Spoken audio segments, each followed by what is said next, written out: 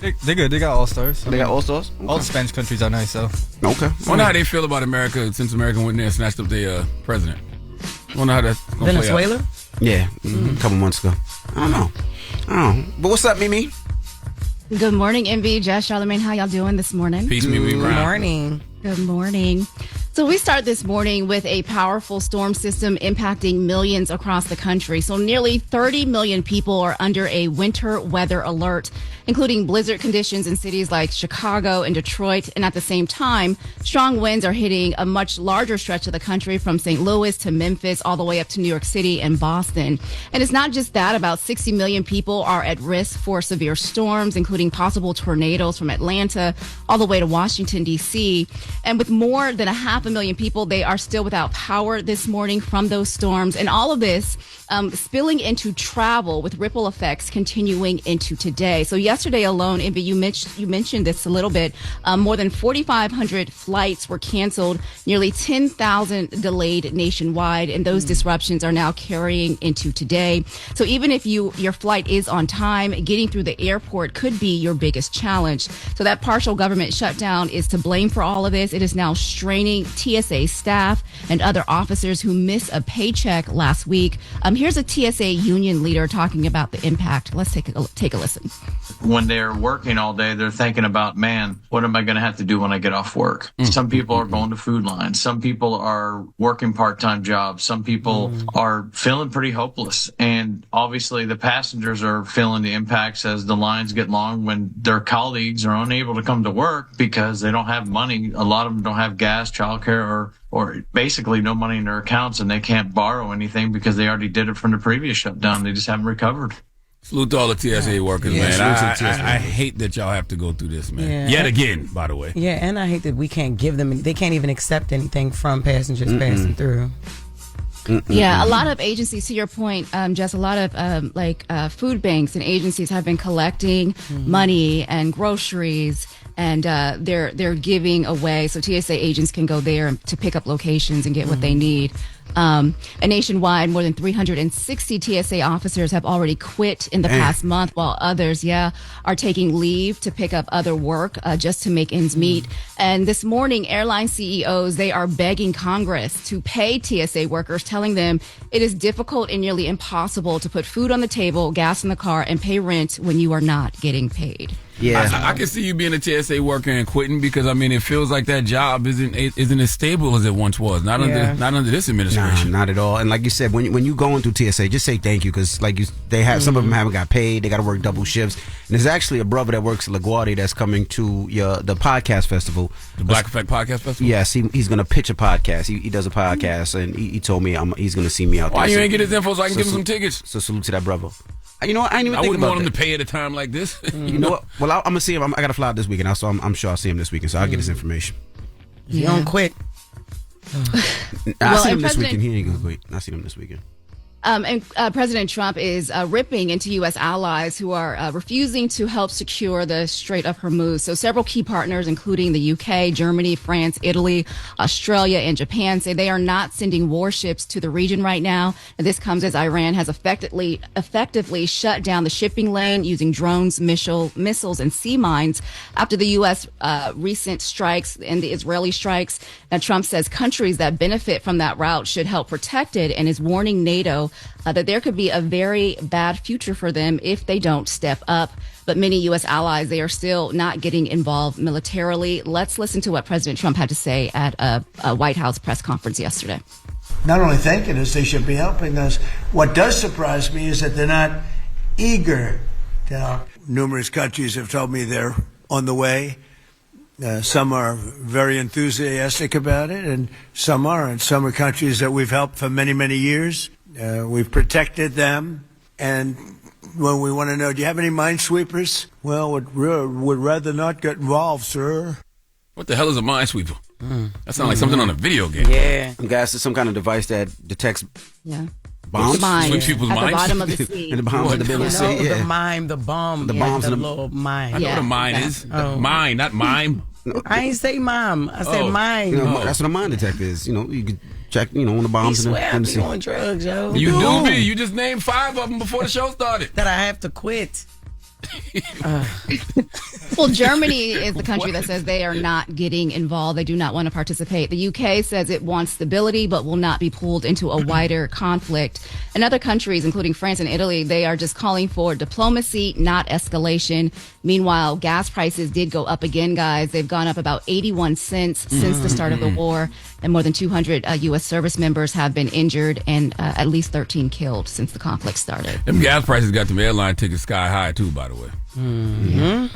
That too. It's going to spill into groceries. I read yesterday it's going to spill into generic medicine for people, prescription drugs. It's going to be far-reaching for a while. So, and coming up at 7, you guys, a major retailer is sending out cash payments. You could be eligible. We'll tell you what you need to know in the next hour. All right. Everybody else, get it off your chest. 800-585-1051. If you need to vent, phone lines are wide open. Call us up right now.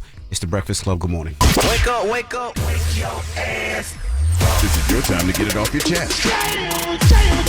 Whether you're mad or blessed, we want to hear from you on the Breakfast Club. Hello, who's this? Hey, this is Aunt Kim from the 843. How y'all doing? What's up, Aunt Kim? 843. What's up, Auntie? How you feeling? Hey, Aunt. Hey, Neff. How y'all doing? Blessed, black, and highly favored. What's happening? Listen, so I was going to say this first, but when you played that Robin Thicke song, man, that seems to have me crying. Because my mom, 3 days ago, she'd been gone a year. Oh. And that's her jam. Condolences. Robin Thicke, the only thing she could do is move her shoulder. You know, when she hears a song, she'll just move her shoulders. But it had me crying. But thank you for that, man. She was a big lover of Robin Thicke. So you and your mom, you and your mom was doing a little dance this morning in spirit. That's what that was. Man, I was doing the shoulder like my mama up at work, man. I was like, rest in peace, Weezy. Rest in peace. But my other thing, too, guys, I'm glad that none of these countries would help us. I'm glad. You started it. You in it. Don't write a check. Don't write a check with your mouth. Your ass can't cash. You started this.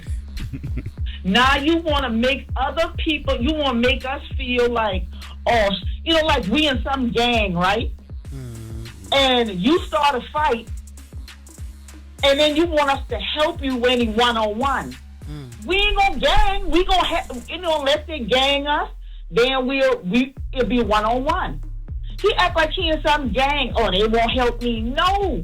And President Macron say, screw you. And I'm grateful for that. We cannot expect to be starting these wars. You and Israel start that war. I don't disagree. Let them muzzle toss their ass right on over there. And help you. Okay. All right, Auntie. Well, thank you, Auntie. All right, I love y'all. Love you too, Auntie. Love you, babe. Auntie gave us the rundown. Yeah, she did. Like a real auntie, too. Y'all can have to put up and check your ass. Your mouth and ass can't cash. You know your mouth and your ass connected. That's why they say you talking out your ass. Hello, who's this? Hello? Hey, what's going on? Can you hear me? I can hear you now. What's your name, brother? Reggie, man. I want to tell y'all, man. First of all, good morning. Good morning, Reggie. I was one of the ones who was hating on the Netflix move, but thanks to Mimi, because I got to see Mimi, I done came on the Netflix. Hey, whatever gets you over there. Yeah, whatever gets you watching. It's all good. It all works. Get it off your chest. 800-585-1051. If you need to vent, it's up now. It's the Breakfast Club. Good morning. I'm dialing. Hey, what you doing, man? I'm dialing. I'm calling you. This is your time to get it off your chest, whether you're mad or blessed. 800-585-1051. We want to hear from you on the Breakfast Club. Hello, who's this? Yo, what up? It's Big O with Big O Entertainment. Good morning, MD, Jess. Peace, Big O. Big O, what's up? What's up, brother? Man, I can't call it, man. Y'all called in last week about my first bodybuilding show. Oh, yeah, how'd it go? Yeah, I remember. What's up? How'd it go? Yeah, it went good. I just got back from Tampa competing in the 2026 OCB Captains Cup. How'd you do? It was it was crazy work. I came out there. That was crazy, bro. Like, when I say it was crazy, one night I got so damn hungry, I ate a damn rice cake, put hot sauce on it. In my mind, I was eating a damn hot wing. How'd you do? Did you win? What place did you come in, brother? Yeah. So I was number one. Oh, congrats. I stepped on stage. Yeah, number one in my category. I stepped on stage. The crowd was chanting my name, Big O, Big O, Big O. My stage name is actually the Blind Executor. I couldn't see it, but I damn sure executed it, man. It was wild, man. Damn, you sound like Puffy hired you a couple of times. The Blind Executor. The Blind Executor and the Punisher. Hey, Envy, I sent you the clip. Just hit up June. He should have it. But for those that's on air this morning that want to see the clip, check out my coach page. Justin White on Instagram or Travis Cutner on Instagram. Why you sent me a clip of your You underwear? have to see. I did not. Yes, you did. I just said how he did. Everybody heard you last week. Big O, they stabbing you in the back. Yes. Oh. Everybody heard you last week. You have to see, bro. I don't remember. No, I'm messing. Oh. All right, brother. Yeah, it was crazy energy, man. And yo, listen, real quick. I did all this. I'm legally blind.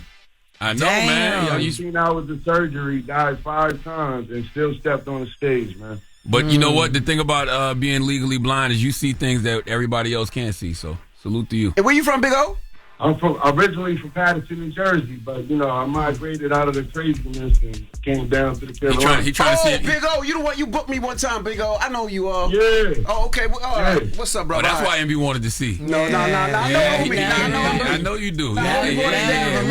We show you know. He brought you down there.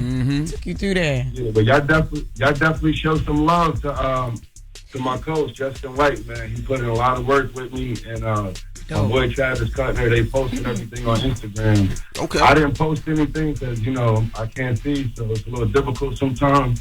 That's why you grabbed the high Charlamagne's donkey of the day. I'm not trying to make Charlamagne's donkey of the day list. I'm not gonna lie. That would be hilarious. What? To give a blind person that actually used their own social media and just just the stuff you would post. Damn. Oh my God. All right, Big O, you have a good one, brother. All right, y'all too. All right, peace. Yeah, Big O booked me in the Carolinas one time, South Carolina one time. You ain't got to keep telling us that. Right. If you want to see him, go see him, King. Forget y'all. June, please send him a video, please. No, I'm good. He over there bricked up right now thinking about Big O. Hello, who's this? What up, brother Rock, Myrtle Beach. Rock from Myrtle Beach. Get it off your Peace, chest, Rock. brother. Good morning. Shout out to the brother Michael B. Jordan for winning this Oscar. Yes, sir. Salute to Michael B. Jordan. The question is, was Eddie Murphy not deserve it, if not what he did in the Professor Clump movie? The question is, he said he want to ask why I think Eddie Murphy has not won an Oscar. Didn't win an Oscar for his performance in the Nutty Professor movie. Yeah, I mean, honestly, you don't really see comedies. You don't really see comedies get nominated for those Best Actor awards like that. I can't even think of when the last time you seen somebody get nominated for a comedy in the Best Actor award. Right at the Oscars. Multiple roles like that. Huh? Multiple roles like that. Though. Oh, he killed it. Yeah, I'm with you. He killed it. Somebody would have to look that up for me, but I don't remember seeing too many comedic actors get nominated for Best Actor at the Oscars. Get it off your chest. 800-585-1051. Now we got the latest with Lauren. What's up, Lauren? Good morning. Good morning. Lauren LoRosa. Yes, girl. Yes, we're back. We're here. You look like you just landed. No, I landed yesterday, but it feels like I just landed 5 seconds ago. Sitting in the airport was a lot. But yes, we do have the latest coming up. Speaking of the Oscars, Tiana Taylor is still literally the focus of the Oscar conversation. It's like, 2 days after the Oscars? Yeah. Still, we're going to talk about why. And salute to the Delta agents that held us down. Salute What to all was the her Delta name? agents. I can't remember the young There lady's was a name. sweet lady that helped us at the counter because we were like just trying to make it out of there. Oh my God. And then I went to South by Southwest too with iHeart, and the lines were outside of the airport, and the agents were really, really nice there as well too. Like the airports are crazy right now. That's right. Well, salute to all the Delta agents out there. We appreciate you, mama. Ladies in the Carolinas. All right, she's originally from Brooklyn, so y'all know who she is. All right, it's the Breakfast Club. Good morning. Your talk, LL Cool, babe. Yeah, I'm not dumbing myself down. I'm being myself. Sources trust. I'm the homegirl that knows a little bit about everything and everything. The little brown girls look at you and go, I want to be like you. Take me through that, take me through that. She gone. The latest with Loren Take me LoRosa through that, take me through that. on the Breakfast Club. LL Cool, baby. Talk to me. All right, guys. So this morning, I want to take some time to send a rest in peace to Kiki Shepard, the longtime co-host of the legendary Showtime at the Apollo, also known as the Apollo's Queen of Fashion. So late last night, TMZ spoke to Kiki Shepard's rep. Her name is LaCharles Smith, and she said that Kiki Shepard had passed away Monday by a massive heart attack that was completely unexpected. She was in her 72 years old, I believe. And her career extended many years. So she worked at Showtime at the Apollo from 1987 to 2002. She co-hosted with Sinbad, Mark Curry, Monique, Steve Harvey, Rudy Rush. She was a professional dancer before she got on Showtime at the Apollo. She was on Broadway as well. She worked with Lionel Richie, Diana Ross. She was in The Wiz. Like, she's done so many things. But I know most recently she had been doing a lot of work with her foundation called the KISS Foundation, which is all about spreading awareness of sickle cell disease and just making sure that people who have sickle cell disease experience a good and healthy life. So, you know, rest in peace to Kiki Shepard. Her rest in peace. That was part of our childhood right there, watching Kiki Shepard come out every week at Showtime at the Apollo. She was 74 years 74, old. yes. Wow. I said 72, sorry, 74. Yeah, rest in peace. Yes, rest in peace to her. Now, just going to shift gears a bit. So the Oscars happened Sunday night. It's now Tuesday, and people are still having conversations about the Oscars and Teyana Taylor, which is honestly a good thing. But the conversations are about the conversation we had yesterday with the security guard. So, all right. So yesterday I played an audio for you guys of Teyana, and, you know, she's telling somebody to leave her alone or get off of her. Let's take a listen to that audio of Teyana Taylor, the original audio. You're a man putting your hands on the female. Go backstage. Because he's putting his hands on the female. What are you doing? He literally shoved me. He wouldn't even let her up. He was damn near shoving her. Now, so that was the original audio that, you know, I've played for you guys, but wanted you to hear it. Now, since then, Teyana Taylor has spoken out about what happened at that incident with that security guard. Let's take a listen to that.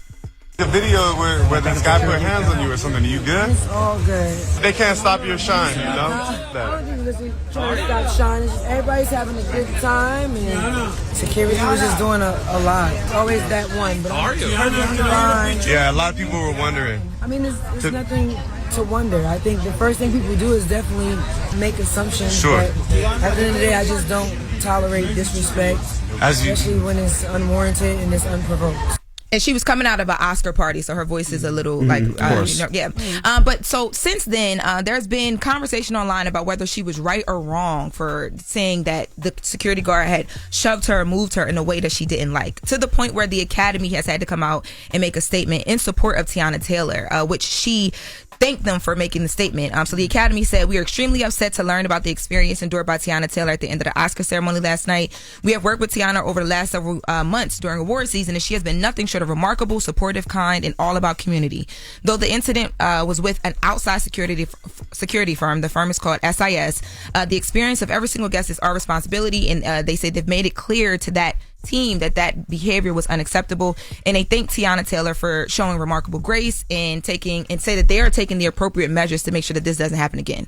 The security company also made a statement and said kind of the same thing, that they apologized for how the incident went down and that they're handling it internally to make sure this doesn't happen again. I reached out to see if the guard was actually fired, and they told me no comment, and then the Academy won't comment on if they're never going to like work with this third party company. Sure, they put their name out there though. They like, nah, it was external. But you know what? Remember, Kelly Rowland went through something like that. I think it was over in Cannes. Yeah. So they can be a little, pushy. Yeah, you know what I'm saying? I just hate to see the conversation about whether it was okay or not for her to defend herself in that situation and how we should act in certain rooms and certain spaces. That sounds stupid. You put your hand on a woman and the woman's going to say, no, don't put your hand on me. They're just lucky that she didn't have a date that night. One of the big brawly dudes that she usually be with, would have threw that security guard all over the place. You think she didn't have security? I'm sure she had somebody there with her, but Teyana was handling her own. It wasn't that serious of a situation. I don't think she had security inside. Well, and not inside of that. I think it was just her and her mom. If it was that serious of a situation, trust me, Miss Nikki would have been right there wilding too. Okay, 100%. But it is incredible to me that someone can be having the best season of their life, and people will find a way to reduce it to the most low vibrational nothing. Absolutely. Like out of all the things that happened this season for Teyana Taylor, this is what we talking about. Not 2 days even after just Oscars, the full year. It's like, come on, like I am so happy for Teyana. Tiana. I'm so happy, that God has guided her all these years, and God has showed us His timing is always perfect, never early, never late. It just takes patience and a lot of faith. But God has put Tiana right where she needs to be, and I love seeing her on that stage, holding that Oscar, and I can't wait to see her holding her own Oscar as well. Absolutely. That should be the conversation. Tiana spoke out about the same thing that you're talking about, Charlamagne. She said the world holds so much misery that miserable hearts forget the face of happiness, because people were like, why was she so happy for everybody? Something was wrong because she was happy. I'm like, are y'all crazy? She's winning. Yeah, she says that people grow comfortable being sore losers, so when they see real sportsmanship, they're talking about how excited she was when Paul Thomas Anderson went on stage. It unsettles them. It's like holy water touching a demon, because clapping for someone else's victory requires something many people never learn: how to win with grace and pure joy, and how to lose with grace, chin up, and dignity. And she literally spoke that to her daughter. Remember, she was on the red carpet with her daughter at the last awards that they were at, and her daughter was saying, like, Mom, I don't like when other people lose. Yeah, I like when my mom wins, but I don't like when other people lose. And Tiana told her, like, we're all winners, and we celebrate them even when I don't win. It's actually disgusting. Folks would rather find fault in everything. And I said yesterday, if you can't celebrate somebody else's success, you'll never have any success of your own. It's all about posturing. That's it. So even with the conversation about the security guard, folks would rather talk about that than talk about how good she looked. Or talk about the fact that, the movie she was in won Best Picture. That's right. That's a more comfortable conversation to talk about the negativity than it is to talk about, her positive season. It's so weird. It just said she was happy. I'm like, she's happy. Give it a moment. She won either way. These niggas will find a way to hate on Ryan Coogler and Michael B. Jordan soon too. Lord Jesus. That's just the way hate it that goes. for us. I hope not. Hate that for us. Give it a minute. Give it a minute. They can't help it. Salute to them. My brother's winning too, man. I hope not. Tiana said she got a lot more coming, a lot more movies coming. So we gonna be clapping for her for a long time. Salute And Tiana speaking Taylor. of women winning, happy birthday to Clarissa Shields. Dropping the clues bombs for Clarissa Shields, man. Happy birthday, Clarissa. Yeah. All right. Now, when we come back, we got front page news, and then next hour, Shaggy and Robin Thicke will be joining us. It's the Breakfast Club. Good morning. The Breakfast Club. Your mornings will never be the same. Instagram teen accounts come with automatic protections that limit who can contact teens, the content they can see, and the time they spend on the app. Learn more about teen accounts and Instagram's ongoing work to protect teens online at Instagram.com/teen accounts. Morning, everybody. It's DJ NV, Jess Hilarious, Charlamagne the Guy. We are the Breakfast Club. Let's get back to some front page news. Start off with some quick sports. Now, World Baseball tonight is the finale: Venezuela versus USA. Who do you think Trump working for?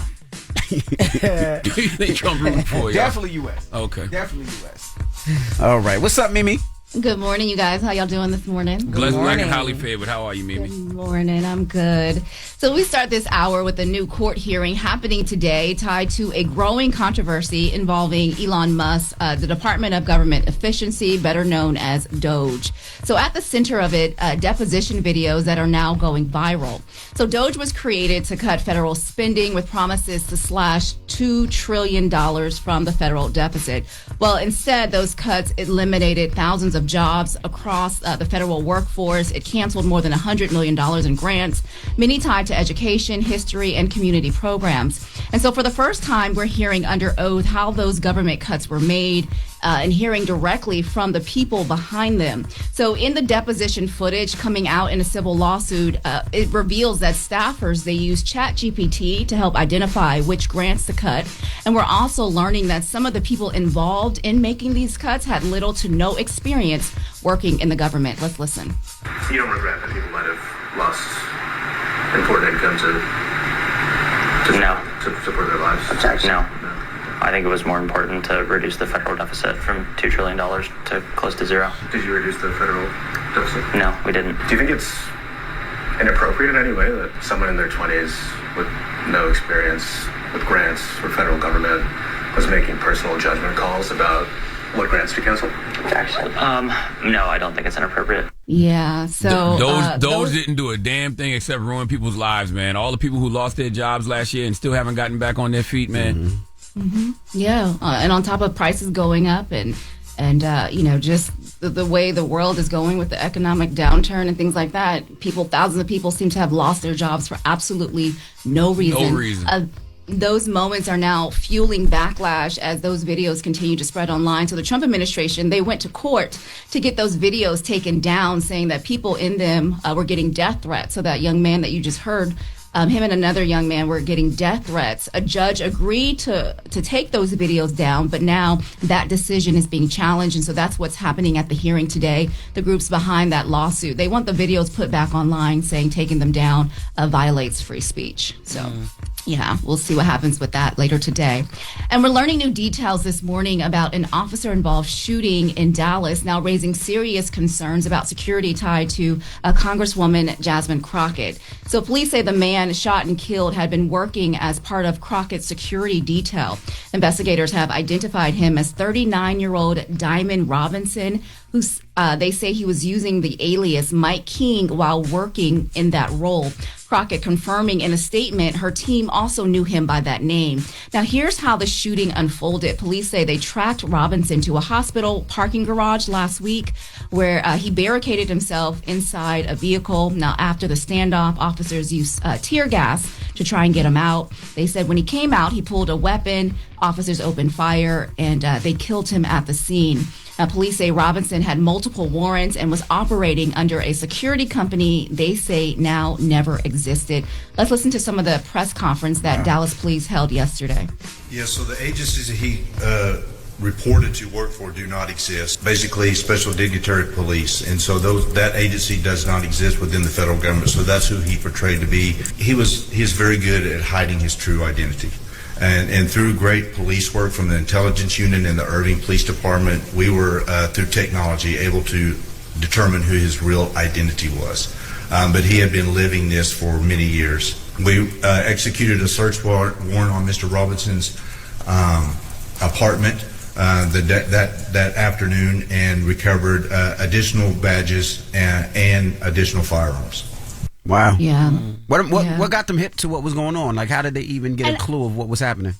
And that's the question that they were asking at the press conference. And so the police were kind of vague. But what I picked up was he did another job with another officer who had noticed maybe a stolen vehicle, and they started running information on that vehicle, and it was coming back weird, and so they started doing some more investigation. They said they're going to do another press conference because I think that is the question. What led to him being captured in the first place? How did they even find out that this was going on? I think that's the overall umbrella that people are still wanting to know. But what makes this story even bigger this morning is just not the shooting, but the apparent breakdown in the vetting process. So Crockett says her office, they followed house protocols when hiring him, but also calls it deeply alarming that someone using an alias was able to pass through the system and work in a role this sensitive. Absolutely. Yeah, I somebody told me, and I don't know how true this is, but they said that he had been under investigation for a couple of years, and because of what you just said to me about the vehicle or something being stolen from off a military base or something like that. Yeah, but you under investigation, but you still around me the whole time. They don't tell me who he's supposed to quote unquote be protecting. But also, he was clearly really good, because if you're able to circumvent the vetting processes, for something as sensitive as for security for members of Congress, you must be really, really good. Yeah. There's a lot of questions surrounding how he was able to not only fool Congress, fool police departments, make up fake agencies. He was training police officers. There was a lot happening there that no one ever caught. So they are investigating that this morning. And finally, if you've ever delivered for Walmart, you could have some money headed your way. So the company is now paying $100 million to settle claims that it misled drivers about how much they would earn, including tips. So about $79 million of that is going back to drivers who worked for Walmart's Spark app, their delivery app. So regulators say some drivers, they were promised one amount but ended up making less, especially when those orders were split or they were changed. So Walmart says it's already started sending out those payments. If you think you're eligible, you haven't received a payment, they said to check your Spark delivery app, your email, or you can contact support to see if there's any money waiting for you. I know we could all use some extra money this morning. But how many drivers was it? What if it was 79 million drivers? Everybody get $1. They would each get $1. I'm not really sure. There was a lot of drivers, I'm sure. I'm sure it was all over the. Go get your 73 cents. I never delivered for Walmart. Well, Chris probably did. No, he didn't. Damn. He a truck driver. You don't know. You know what? He right here. Might be. Whatever. It's money, and it's right. money that people are owed. So check and see if this applies to you. 73 cents Any is money crazy. right now is good. That's if you've earned it. So anyway, that is your front page news, guys. I'm Mimi Brown. Follow me at Mimi Brown TV, and for more stories, follow the Black Information Network. Peace, Mimi Brown. Bye, girl. Thank you. Bye. Mimi Brown calendar coming soon, y'all. Shut up, man. All right. When we come back, we have Shaggy and Robin Thicke, so don't move. It's the Breakfast Club. Good morning. Morning, everybody. It's DJ Envy, Jess Hilarious, Charlamagne the Guy. We are the Breakfast Club. We got some special guests in the building. We bageless. We are bageless. Well, you here? You kind of beige. But he the prime minister of beige. That's true. That's true. Shaggy is here. Shaggy is beige. Robin Thicke is here. He's off white. I'm red. I'm mostly red. How are y'all today, man? Good. All good, man. You could have done something about the weather, though. Oh boy, let me tell you, I was dressed up. I was like, man, it's raining all day. Like, yo, what's up? Yeah, don't ever trust the bellman. I checked in last night. He was like, it's going to be a beautiful day tomorrow. You told me that. You was like, yo, dog. Oh, I can't wait. It's going to be nice today. I'm like, bro, you know what the weatherman said? Lies. What do we owe the pleasure of this this union right here? I know y'all got a new single. We dressed up. We looking lovely. Looking lovely. Yes. Looking lovely. We doing grown and sexy reggae things these days. Yeah, man. It's a good vibe. It's a good energy. Great songs. Something for the ladies, of course. You know what I'm saying? I think a lot of that is lost sometimes, just the mere compliment. Yeah. And I was like, man, you're looking lovely today. Yes. You know what I mean? It's just having that vibe. And it's a song I wrote. You know, I ran into Robin on we did a show together. Yeah, it was in I think it was one of the F1s we did. Somewhere in Houston, and me and him, Clef, all of us, we ended up hanging out one night, and it was we just kind of kicked it off. And once this record came up, I was like, wow, this sound like Robin. I sent it to him, and he was just like, yo, this is lovely. Well, you know, I'm a huge Bill Withers fan, of course. Yeah, I'm a soul head, so all my inspirations are Otis and Bill and Al Green and guys like that. So when he sent me the record and he had his voice on it, I'm a huge Shaggy fan. I was like, you know what? There's something here with the throwback soul record, but with the Caribbean influence. And if I put some little soul man stuff on it, we can put that white soul on it. We were really happy with it. I can't. Whenever I hear Bill Withers' "Lovely Day," I think of the late great Clarence Avant. Oh yeah, Clarence is and I know Clarence means a lot to you too. A lot, big time.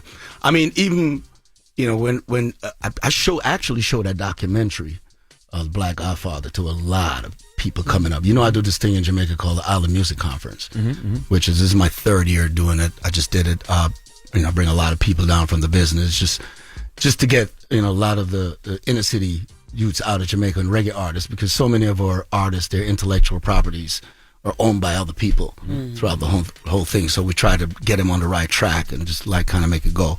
And that's one of them things I say, yo, y'all got to watch this. You know what I mean? Because Clarence was instrumental in a lot of people that y'all didn't really know. You know what I mean? So yeah, and you Bill Withers. The thing with Bill is he didn't really put out a huge catalog. It wasn't really massive, but those songs are probably some of the most recurrent songs through decades. Well, he's one of the greatest poets we've ever had in music. I mean, I remember if you got to see his documentary, I Am Bill or something like that. Actually, didn't see that one. Yeah, I got to look it up. Even when he speaks, he doesn't talk much, but every time he speaks, there's poetry in it. There's so much meaning and value to his words that he doesn't waste. He doesn't waste words, and that was something that I really appreciated about him. And he's a lot of people's favorite too. I mean, he's actually one of Sting's favorite artists. Him and I, we'd be on stage together. We'd be doing songs like with him. You said he's one of Sting's favorite artists? Yeah. Wow. Big time. Because the lyrics too. I mean, musically and lyrically, he's just one of the best. What genre would Looking Lovely fall under then? Well, you know what it is? I think we were just discussing this. We think it's like grown, it's grown and sexy, but it's got the Caribbean influence, and most of my records play on Urban AC. So I think there's a home for it there, but there's also, with his big pop, massive records, when he crosses over, it plays everywhere. And when I hear it, I feel like I'm on vacation with the pina coladas, you know what I mean? Like, it just gives me that, and especially everything right now, like anytime we can just have it's just meant to make you feel good. We're not trying to reinvent the wheel here. We're just trying to make you feel good. It is a feel-good record, but in my history of doing records, when you're reggae, there's, iHeart's got what, 800 stations? How many of them are reggae stations? Zero. None. Zero. So how did a guy like me get on radio with that many hits and sold that many records over the years? Is really because I put these records that once something happened and it becomes huge, it kind of crosses all formats because nobody really know where to put me. That's kind of an advantage. It's like, well, he's reggae, he's pop, he's That's this. how I was when I first came out, and they wouldn't play me at pop radio. So they said, let's try him at Urban AC. Let's try him at Grown Black Radio. And that's where I broke. Was in DC on Urban AC Radio was where Lost Without You broke, and that's where I've played most of my career is on adult black radio. Yeah, that sucks too though, because when you think of a song called Lost Without You, we used to have the Quiet Storm. All hip hop and R&B. That used to matter. Like, you know what I mean? And throughout the day now you hear R&B. Like Lost Without You would kill in this Hell era. Yeah. But I'm trying to make another one. I'm working on it. But to the point of it, when a record is big, it crosses all formats. Yeah. You know what I mean? A big record, it wasn't me. When we dropped that record, that ended up going on everything down the line. Sir. But when it started on mix shows and some dance hall, and then ended up just becoming, and then a guy in Hawaii played it, and it just became this massive thing. When I hear y'all talk about music, man, y'all sound like scientists. Yes. It is calculated. Yeah, for me. I don't feel like people have that type of passion no more, man. Well, you know what? I think we're living in a time that's a fast time. Everything is done like real quick. You know what I mean? When you look at, and there's all this equipment to help them. You know what I mean? Well, I think there's always, every generation we have it ain't as good as the last. The grown heads are always saying that, and the young heads are saying it's better than it was. But there's always great artistry mixed in the fluff. There's always like, you look at Olivia Dean. I mean, there are these artists that are still making something brand new from their hearts and their experiences. And that stuff lasts the test of time.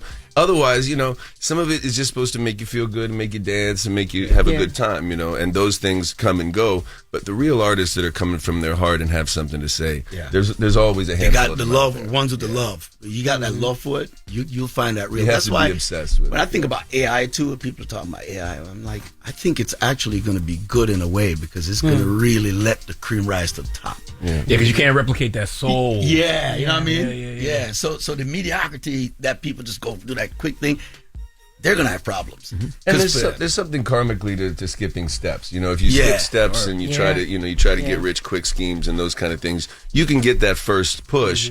But to last, you really have to have a craft and an obsession and the love for the game and the music to make it last. Because even when I heard you talk about Bill Withers, Robin, you said he was a poet and you talked about his lyrics. I feel like nowadays people just want to get the beat, make a melody, don't even care what the hell they say on the record. Yeah, as long as it feels good. But, some people do have something to say. They still got something to say. Well, I think relatability is also, when I write my records, I try to be as relatable as possible.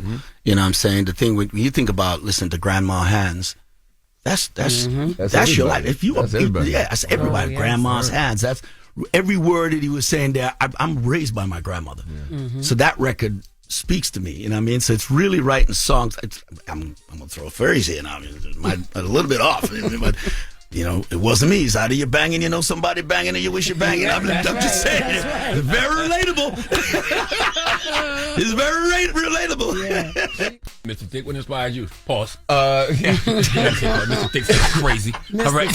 Yes, I know that's right. Oh, yeah. For me, I've been working on my new album for 5 years. Last time I dropped was 2021, and for me, it has to mean something to me for me to release it, so I've gone through some, and when you write, you write 40, 50 songs, and some of them you're going for the dance floor, but then by the time you get to the end of the project, you realize what matters and what means something to you. So I have a almost finished album that I'm trying to drop this year, and for me right now, my kids inspire me, and I came from a divorced family when I was 7 years old, and so right now what's most important to me is not repeating the cycle of broken home, you know what I mean? So everything on my album is about the effort to keep a family together and not repeat those cycles we come from.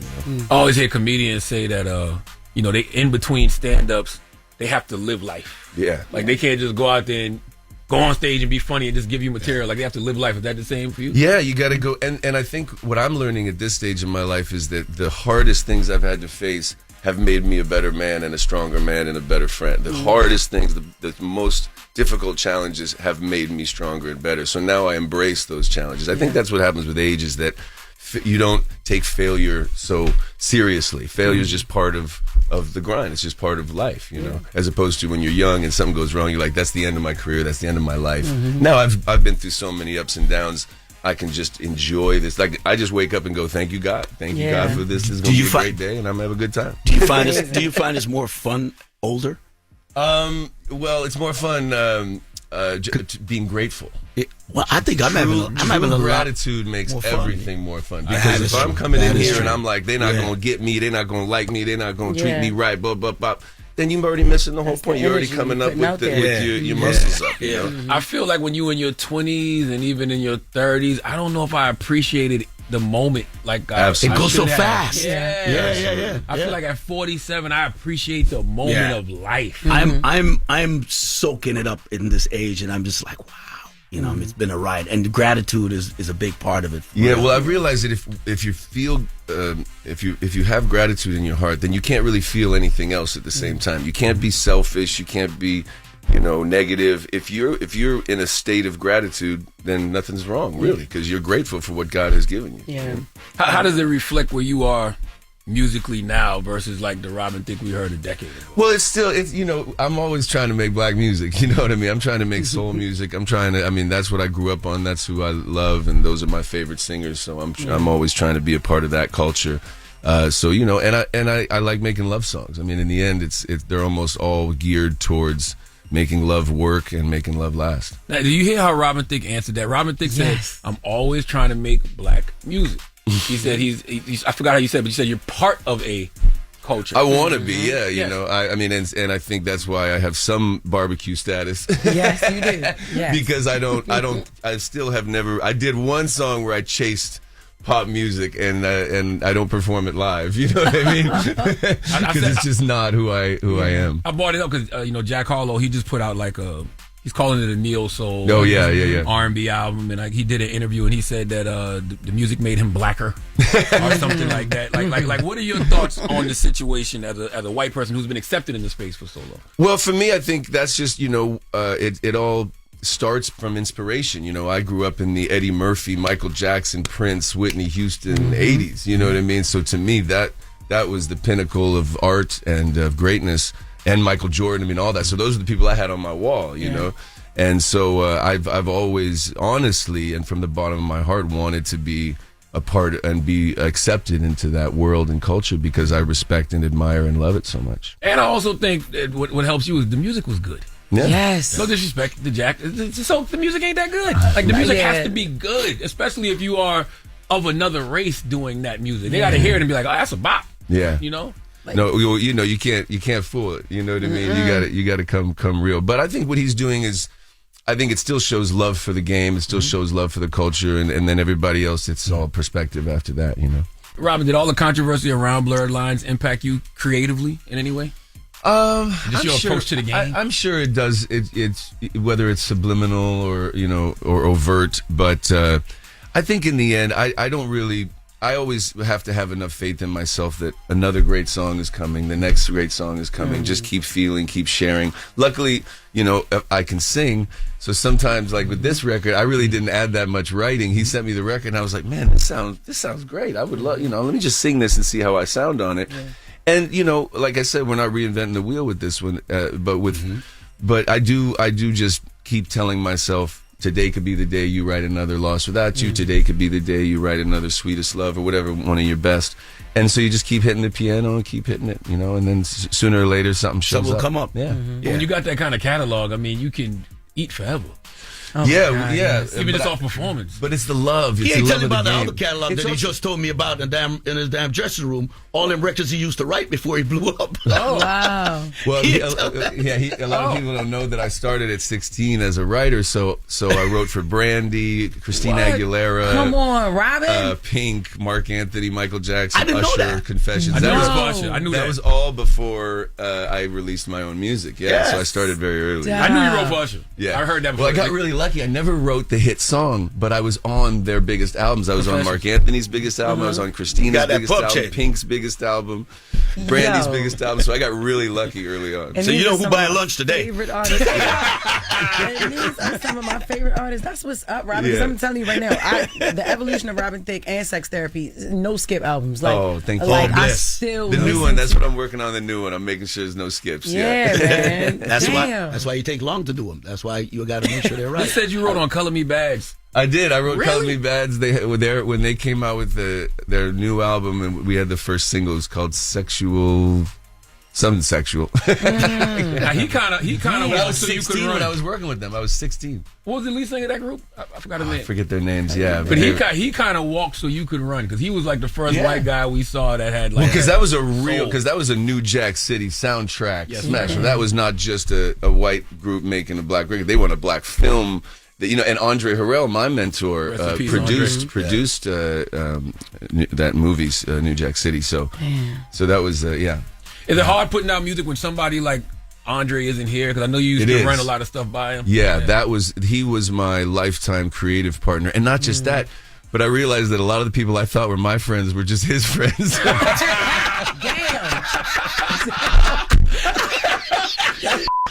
No, Andre passed me like, I need to block this Robin. Yeah, like you don't want to come to my birthday party? Damn. But no, I realized that everybody loved Andre. People like me, but everybody loved Andre because he was so helpful and informative and inspiring. And every time he saw somebody, he would tell you something that would help your life and career. He would just give away free knowledge. Everybody's a hustler, especially out here in New York, and they're not going to give you any advice for free and help your career without getting something from it. He just gave away knowledge all day long. Man. Everywhere he went, he helped people. And so for me, if I want to get Nas on my new record, Dre, where you at? I need you to call Nas for me. You know what I mean? He had everybody. Yeah. So I do miss not just the knowledge he would give me while I'm making the records. Like, you need some horns on this. You need some horns. You know, just those little things he would tell me that would help me take my records from one notch to the next. But really, his friendship and his guidance and his connections and everything I miss. He was like my second father, you know. I love that He dude. taught me how to walk and talk. Like, I remember when I first started performing, he went up on the stage, grabbed me, you need to do this and come over here and walk over here and do a shake. Like, he taught me how to dress. The guy taught me everything. How'd y'all even meet? We met a guy named Pete Farmer. He was coming to L.A. to start a new label with Babyface called New America. And he had a young singer who was more like a dancer who could sing, you know, from down in Orlando. And he came to listen to records for that guy, and I played him a couple songs, and I sang live, and he was like, wait a second, are you making an album? And so from that moment, we just started working on my album, and he became my best friend from that moment on. Wow. Yeah. Hey, y'all call Godfather Robin to my back, son. man. All the people that was ignoring Robin after Andre passed, call Robin back. You do have the kind of name you got to delete out of a phone, though, Robin. Because if you forget that E, and your girl see that call, Robin Thicke, who the f*** is Robin Thicke? Who the f*** is Robin and why is she Thicke? Like, who you know what I'm saying? No, I believe it. Yeah, you're a fool, hell. You be bad, man. That's funny. I do want to know, Robin, why, before we get out of here, why are you scared? What are you scared of? Well, I think it's just a natural feeling of when you've had ups and downs, and you wonder how people are going to respond, and you just want to get it right. You want to connect again. You know, that time when Evolution was out, and what I was saying was connecting, and it was helping people with the toughest times in their lives and their relationships. That's why I wrote it, because it helped me with my toughest times. So you want that connection to happen again. And if the first single doesn't hit, they stop spending money, and then the blah blah, then the record, then the other songs that have a lot of, you know, truth and importance to you, they don't get heard, you know. So I just want to get it right, and this at least is like it's just a nice intro. quick, you know, it's just a swing out to the fences to go, hey, we're out here, we're making music, we're feeling good, we're having a good time, and then I can follow this with my own stuff. And I think it's the impact, right, what success for you would be, because even going back to the evolution of Robin Thicke, my parents were going through a little crazy time in their marriage, and that album on constant repeat, no skip, was you know what I'm saying, that's how I listened to it. I'm like, oh, and then you had Sex, came back up, followed up with Sex Therapy, and I think that's where you were at that point in your life to make that type of music. So where you're at now, where you say you're holding on to the album because you know you're scared and everything, I think who you are, just your authentic self, like a lot of people are going through what you're speaking to in this album. Yeah. So just drop that shit. No, I am. It's ready. I think this was, but you know how God works in mysterious ways. Yeah. And I had a hiccup with a distribution company, so I was working on a new distribution company, and I was wondering, I'm like, why is it taking so long? Why do I feel like I'm sitting still? And then this happened, and now this might be exactly what God was having me wait for, because now I've got I've got Shaggy. I can ride his coattails for a minute. You know what I mean? Get out here, do some interviews, get the new record out, and then I can feel that confidence building to go, okay, now I'm coming back with my own stuff, you know. So I think it all helps, you know. Everything, one success begets another success, and confidence and momentum all matters, you know. How did you know when you wanted to get married again? Well, you know, we had a lot of love very early, and we wanted to start a family early. So we had 3 kids in 3 years. And so it was more. You got a TV, man? Yeah. Christ. Netflix and. Yeah, we were Netflix and no chill. You know?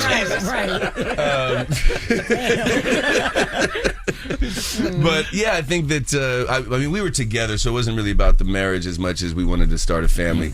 And then once we had the 3 kids, I wanted to wait until the kids were old enough to see us get married, because if they got married, if we get married when they're 1 year old, they don't have any recollection or memory. But at least they were 6 and 7 years old, so the girls got to walk the aisle and you know and all that. So now it's a real memory for the whole family. So that close behind each other, you get no sleep. What's that? that close in age behind it, you Man, get no sleep. It's crazy, but you gotta love it. And for me, like I said, like this is the time in my life where this is what gives me daily structure and purpose and joy, and makes me want to be a better man and do the right thing every day. So it's the right time for the right reason. Amen. I heard you mention earlier that your parents had gotten divorced and you didn't want to recreate that. So did you feel like, I don't know, a failure?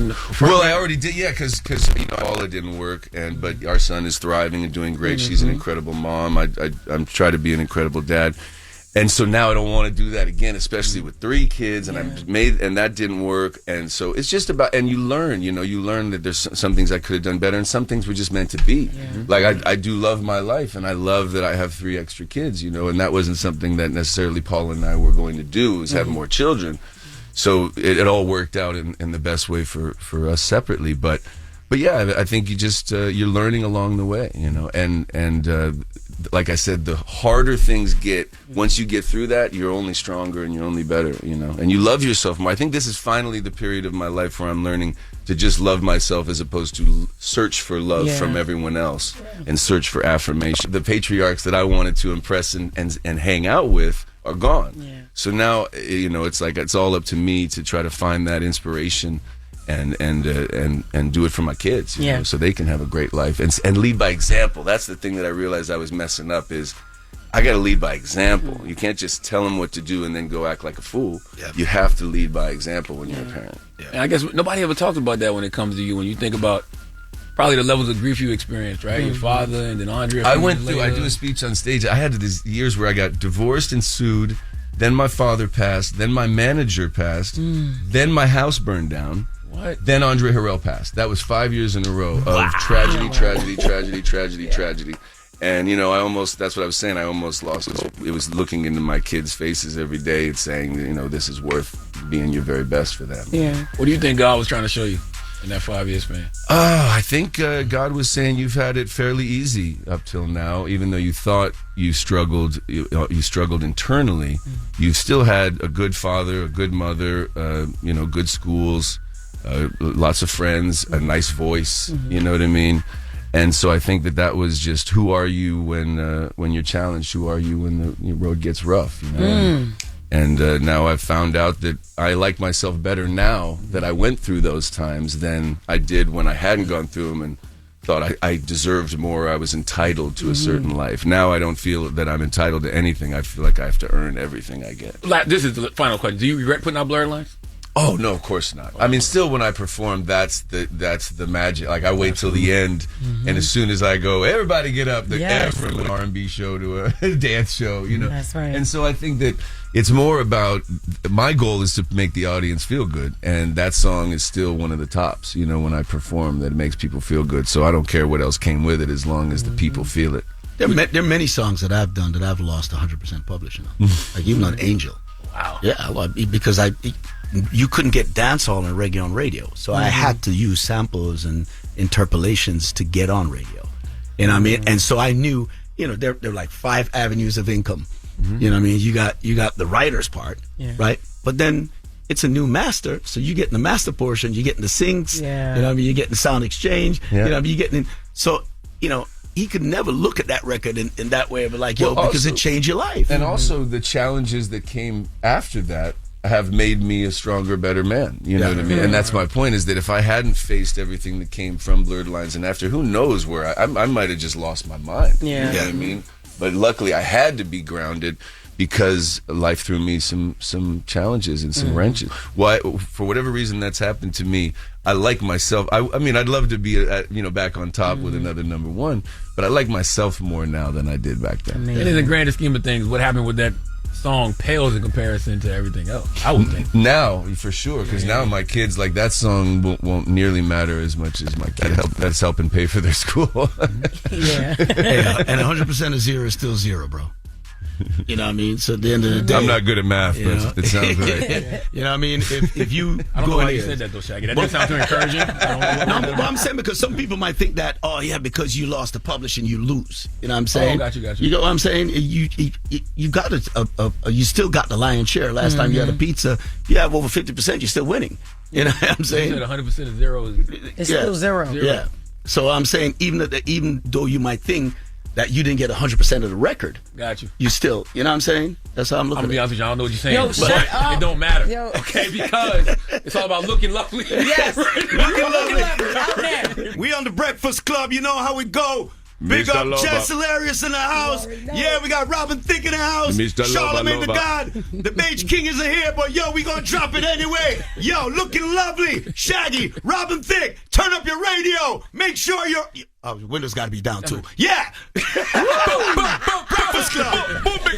I love it. Your windows gotta be down. Yeah. Tough tune right here, Shaggy and Robin Thicke. Love it. One thing, salute to Shaggy and salute to Robin Thicke. Shaggy, my brother. One thing I would say about Shaggy, what he's perfected, I always say, like, the tourist music song. So when you're on vacation, if you're in the Caribbean, they always play Shaggy joints. The Angel, the It Wasn't Me. This joint is gonna be one of them. Like, he has perfected that to a point where it's like anytime you go on vacation, you have to hear Shaggy get what songs. you're saying. This feels good. Yeah, it just feels good. Yeah. It feels like vacation. It feels like a vibe. Yeah. And Shaggy has always been able to do that. He talked about that in the interview though, how he was able to combine, like, I guess mainstream pop with Dancehall, reggae, dancehall. Yes. He's been able to perfect that. So Robin Robin still Thicke, sound though. good. Yes. Man, that's who Jack Harlow Robin think he Thicke. sound like. Yo. That's who Jack Harlow We're think going he to talk sound about like. some of the names they've been giving Jack Harlow, too. My Jesus. boy, he got a couple new names now. Well, let's get to the latest. Your talk, LL Cool, babe. Yeah. I'm not dumbing myself down. I'm being myself. Sources trust. I'm the homegirl that knows a little bit about everything and everything. The little brown girls look at you and go, I want to be like you. Take me through that, take me through that. She gone. The latest with Loren Take me through LoRosa that, take me through that. on the Breakfast Club. LL Cool, babe. Talk to me.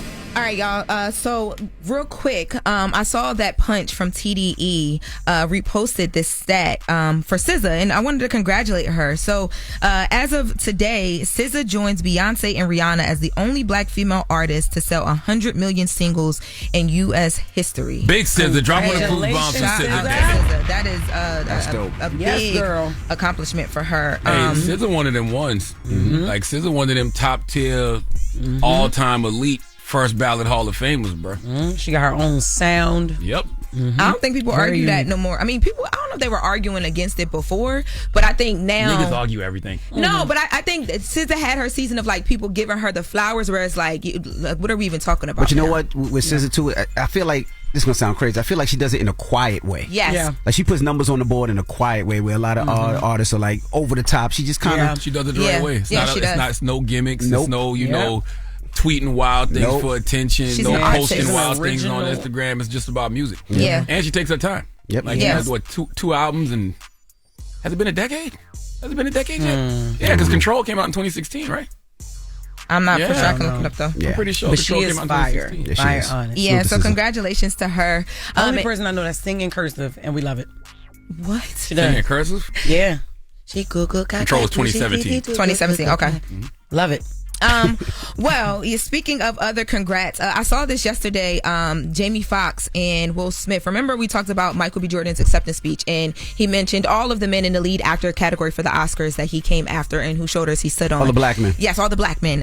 And he did Halle Berry too. Yes, as well. He did mention Halle Berry. So Jamie Foxx yesterday posted about Michael B. Jordan, just in the moment of watching him win the Oscar, and he said, "I can barely breathe right now. You were absolutely incredible in this film, an amazing actor, an amazing director, truly all of the above. We celebrate you, your talent, your mystique, and your incredible passion for the craft. You deserve 2 Oscars for this one. When I sat down to watch the movie, I already knew it was going to be special the moment I saw a pair of Jordans on screen. Then the first line, are you guys twins? And you hit us with, no, we cousins. Man, I was locked in from there. Congratulations. You are operating in rare air right now. Celebrate it to the fullest, and trust me, all the after parties are going to be crazy." And drop on the clues, for Jamie Foxx. I'm going to tell you how dumb I am. Right. I heard you say a pair of Jordans. I'm like, that was Jordans? You thought sneakers was in there? Yes, I was like, that wouldn't make no sense in a period. Crazy. I was like, I gotta go watch it again. You meant a pair of Jordans. Yes. And it would, yeah, 2. Smoke a stack. And Will Smith just said, congratulations, beloved, making history. So I want to shout that out. All right, so they got I Am Legend 2 coming out, allegedly, from what I was been told. Yeah, Michael B. Jordan and Will Smith. I don't know how true that is. Everybody died though. Robert know. Neville, he passed away. Hey, they figured it out, I guess. But they're bringing in a new generation. All right. I just read that Michael B. Jordan is set to star alongside Will Smith in I Am Legend 2. I don't know how true that is, but that's what I've been hearing. Well, that'd be fire. Like it comes out, Yeah, Robert Neville died. Now they were showing an alternate ending on YouTube before, but okay, the original movie he died. That was announced, I guess, back in 2022, according to Google. And then Miami Vice as well too. The Thomas Crown Affair, which is a big one as well too, that he was over in London filming. That Michael B. Jordan is going to be in that. It's going to be coming out soon as well. Dang, we got to wrap up already. Oh, but you know what? He died and he saved the world though. So maybe Michael was going to come. The world. He did save. He died though. But they said starring alongside. Alongside. Now we seen the monsters eat him up. Yeah, he did. We didn't see no monsters eat Will. You wanted to see that, boy. You are freaky. You the freakiest nigga in New York. Didn't the dogs eat him up? This is No. crazy. He killed the dog. Yeah, he killed the That's dog. what you want to see so end, bad. They broke down that Fresh Prince. You are freaky. This is crazy. Now he killed the dog, but yeah, blew up. Yeah, right. Oh my God, man! Happy birthday, Nat King Cole. He would have been 107. No, he wouldn't have. Yes, he would have. People live past 100. Why did one of our producers get excited and snap? Like what? The snaps for Nat King Cole. Yes, that's right. Unforgettable. Wrapping the latest, I was going to get into this, but real quick, Cardi B, she has her new hairline that'll be dropping. She officially released that the date will be April 15th, that the hairline will be coming out, and she's been doing a lot of her own natural hair care products for some time, so she's officially making it into business, and we'll get into some more of that. A hair care line. I thought you were like wigs. You said no, hair care line, so products and conditioners and all the things, but just a new venture, so we'll get into that in the next latest. Salute the bar. Charlamagne, who you giving that donkey to? Man, before after the hour, let's talk karaoke. Okay? We might have to call this guy the karaoke killer. We'll discuss. All right, we'll get into that next. It's The Breakfast Club. Good morning. The Breakfast Club. Your mornings will never be the same. Here's a wild idea. A phone plan that works the way you do. TextNow gives you free calling and texting, and you add data only when you want it. No surprises and no commitments. Switch it up anytime. Download and try TextNow today. Make sure you tell them to watch out for Florida, man. The craziest people in America come from the Bronx and all of Florida. Yes, you are a donkey. A Florida man attacked an ATM for a very strange reason. It gave him too much money. Florida man is arrested after deputies say he rigged the door to his home in an attempt to electrocute his pregnant wife. Police arrested an Orlando man for attacking a flamingo. The Breakfast Club, bitches. Donkey of the day. With Charlamagne the God. I don't know why y'all keep letting him get y'all like this. It ain't me, Little Duval, it's y'all. Okay, Donkey of the Day for Tuesday, March 17th goes to a 35-year-old Florida man named Aaron Jablonski. Okay, what does your Uncle Charla always say about the great state of Florida? Say it with me. The craziest people in America come from the Bronx and all of Florida, and today is no exception. Now, I think that we have to understand Florida is always going to be Florida, and the things that happen in Florida don't make sense to the rest of the world. Okay? For example, folks love karaoke. I love karaoke. Do you love karaoke? I do. Envy, you love karaoke, right? I do, yep. I don't love it as much as most, okay? But I do love karaoke, and I'm talking about actual karaoke where folks sing along to the music with a microphone, with lyrics on the screen. Last time I did actual karaoke was with Dre and Lex from the Poor Minds podcast. Drop on the clues bombs for Dre and Lex. Okay, I was in their studio, bodied Mary J. Blige, Be Happy. That's one of my favorite songs of all time. Easy work for me, with or without the lyrics on the screen. Now, I don't mind a good sing-along when we at a concert or in a party and the song is playing and we all in there singing off key. I love that. But the actual karaoke of it all, with the lyrics on the screen, that's too much pressure, man. You know, gives me performance anxiety, okay? Ain't nobody got time for their cortisol levels to be elevated unnecessarily. But clearly, what I think doesn't matter because there are people who take karaoke seriously. And Aaron Jablonski is one of those people. Let's go to BC Bagley, 6007 IG page for the report, please. Aaron Jablonski, 34 years old, was arrested for allegedly firing a gun outside a Clearwater, Florida bar when the karaoke machine stopped working. Police say Jablonski, a convicted felon, pulled a Glock on another patron who tried to calm him down and then fired a round.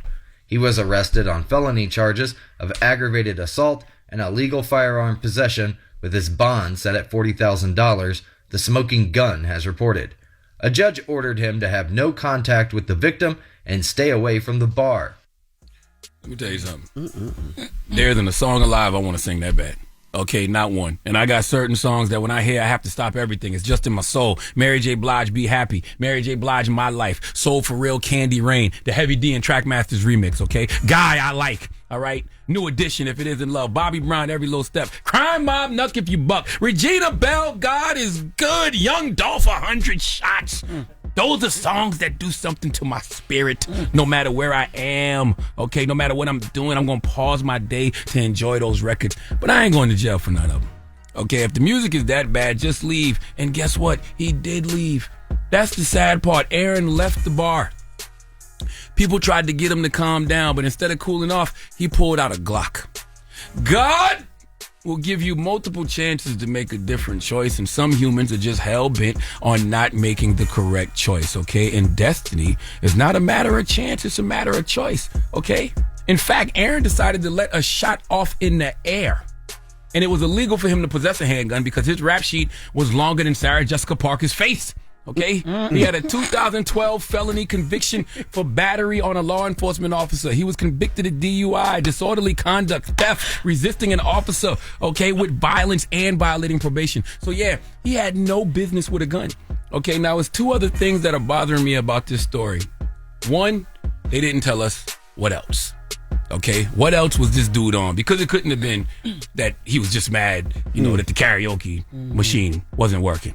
I know he had to be on drugs. Okay, Jess, what's the drugs you named this morning you trying to get off? Wow. Weed, marijuana, and edibles. It was one more. Shrooms. Mm-hmm. Yeah, it ain't none of them. Okay, I know what cocaine sounds like. And Aaron is a first ballot Hall of Fame sniffer. All right, there's no way on God's green earth, okay, even though he is from Florida, that he wasn't indulging in the finest of booger sugars. Okay, the second thing is, what song did he want to hear so bad that he got mad and pulled the Glock out and fired a shot in the air?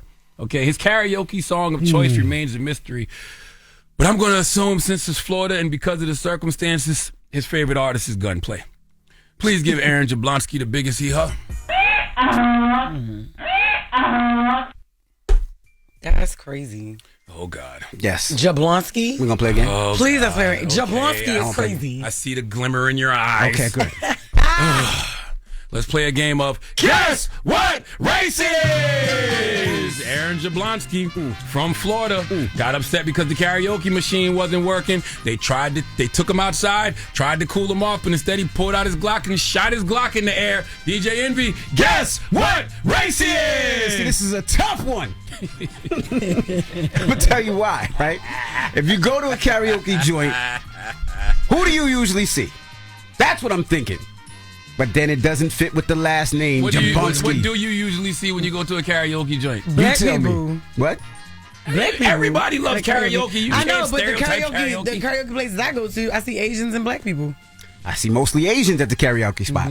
Really? Rest. All the time. Yeah. But I've never heard an Asian with a Jablonski last name. You got Open Congo style in there? What's the song called? No. Okay. I didn't say that, though. That's not my answer, because Jablonski. What's your answer? Because it said Jablonski. Then you said pulled out a Glock. Man, shut up, man. Everybody carry Glocks, man. I don't know, man. Y'all stereotyping all this stupid stereotypes. Then you said everybody Florida. likes karaoke. Everybody likes Glocks. And it's Florida. That's where you messing up, because it don't matter when it's race in Florida. It's Florida, okay? But go ahead. Well, there's no Jablonski. I've never heard of an Asian Jablonski, so I gotta go black. Wow. Wow. Black? The way you think about no, not your people. I was gonna say, Dominican. they're not even. They're all my people. I'm black. I am black. Aaron Jablonski, okay, from Florida, pulled out a Glock because the karaoke machine was not working and shot in the air. Jess Hilarious. Guess what race it is? Polish. Why? Why Polish of Jablonski? Oh. Origin of the origin is Polish, Jewish. Yeah. I want to change my answer. Nope. No, you can't do that. I want to go white. I just would like Jess Hilarious to know. I want to go white. What happened? That she is absolutely correct. Oh, man. Aaron Jablonski is white, and Polish people are white. Okay. I'm just saying. I know Jablonski when I hear it. I don't know what his ethnicity is, but he's white. Like his last name is McKelvey. Like you would think. Yeah. Irish. My last name is Casey. No, you would think Irish. That the slave masters did whatever they did. Exactly. McKelvey is not even black. Abby St. Patrick's Like Day. Moore is not black. Casey is not black. Right. But he's not. He's Dominican. I am. Forget it. I knew it though. I knew Gronkowski. Anything with an Owski and an Onski is definitely Polish, Jewish. Okay. Yeah. All right. Got that one wrong. Damn it, man. All right. Well, thank you for that donkey today. Now, when we come back, comedian Rip Micheals will be joining us. You know him from Wildin' Out. He has a huge show he's doing April 4th in the city. And he's also looking for a heart. Mm-hmm. Like, really. Man, stop saying that like he the goddamn Tin Man. This man had a cardiovascular issue. I hate when you say that. I just don't like when you talk, to be honest with you. It is like you just saying it like somebody would call up and give him one or something like that. You just like it's so generic. Or he's just some cold person like who don't have no emotions or empathy. Yo, that man said Tin Man. For rest That's just why does he do that? This is not the Wizard of Oz. Rip Micheals, when we come back, it's the Breakfast Club. Good morning. Morning, everybody. It's DJ NV, Jess Hilarious, Charlamagne the Guy. We are the Breakfast Club. We got a special guest in the building. Yes, indeed. We got the brother Rip Micheals. Welcome. Thank you very much for having me, man. I appreciate it, man. I tried to bring y'all breakfast, but it got messed up. Man, I'm just happy to see you in good health. Yeah, I'm to see you live. Absolutely. Yes. Thank you, man. Simple as that. And thanks for Envy coming to visit me in the hospital and all that. And I appreciate it, man. That is so nice. I'm still on heart transplant list, so it's not over with yet. So how you been? I'm hanging in there, just one day at a time. I did see something. You know what? She reported a story, and I even commented.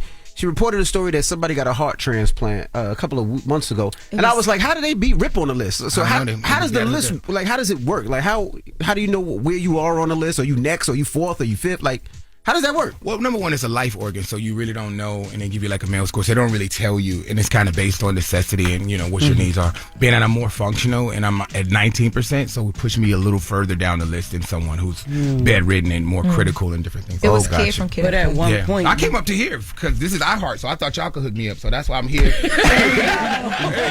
No medical equipment in this. No heart. So for people that don't know, explain to them what happened with you while you needed heart, because you were perfect health in the gym. You were going city to city doing shows, and then all of a sudden something happened.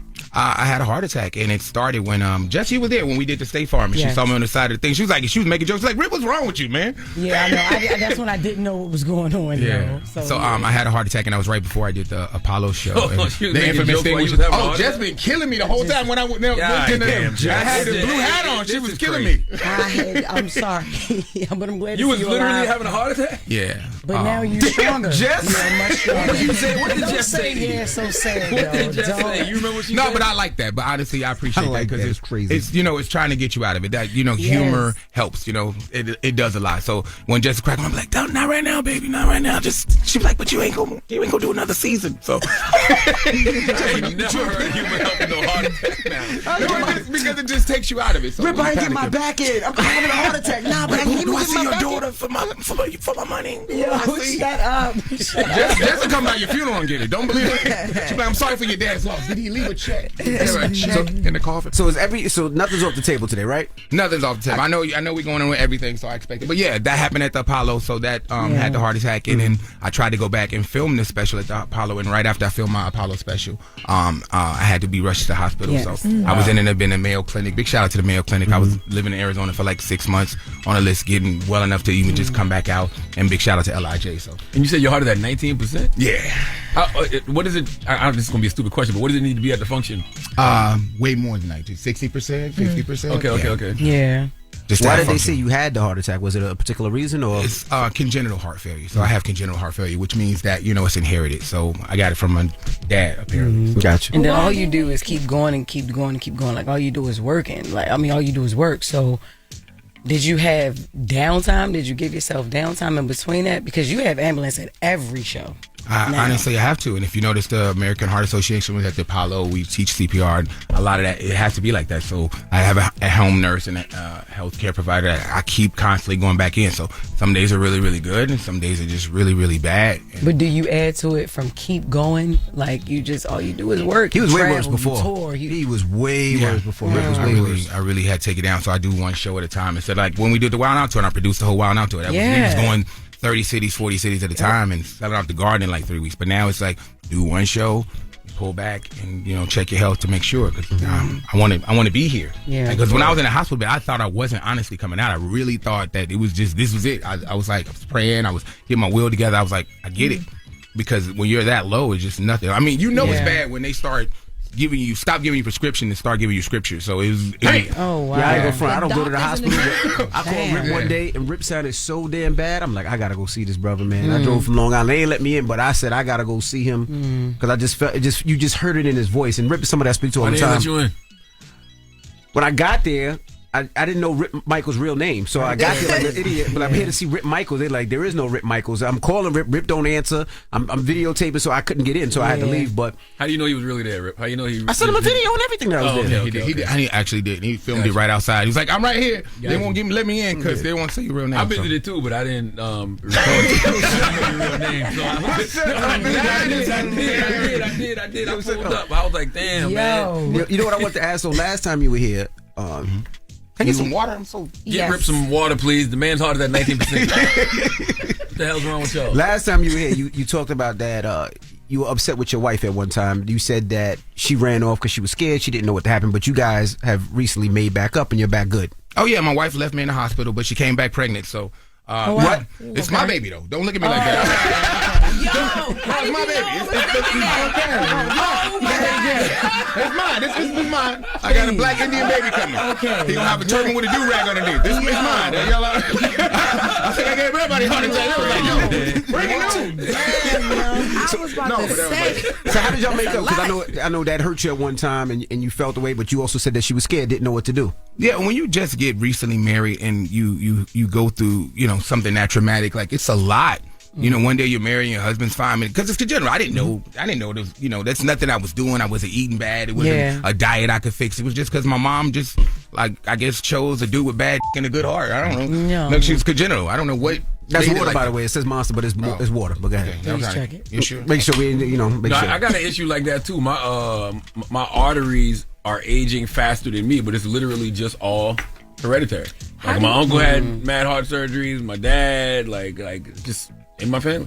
But back to the thing. So how did y'all make up? Because I know that upset you one time. You were down by that. I wasn't really upset about it. It's just when you get, because first of all, I went in, I'm thinking I'm gonna be fine. I'm thinking that, I'm going in there. I'm thinking they're just going, it's an artery thing. I'm thinking it's cholesterol. I'm thinking it's like, oh, okay, cool. I'm gonna get a stent. I'm saying, oh, you're just gonna get a stent. People telling me about the process, and then when they were doing the right heart cath, they literally, because when they take it and go in your thing and they show your heart, and they literally just stopped everything when they put the thing in. It was the whole ER and cardiac team just ran in, and it was just like, no. And then from that moment on, and I did that by myself. So it was just just to hear that, and then it was like, who do you want to call? Like, because you're not coming out of this for a very long time, and it just, and thank God they held my hand.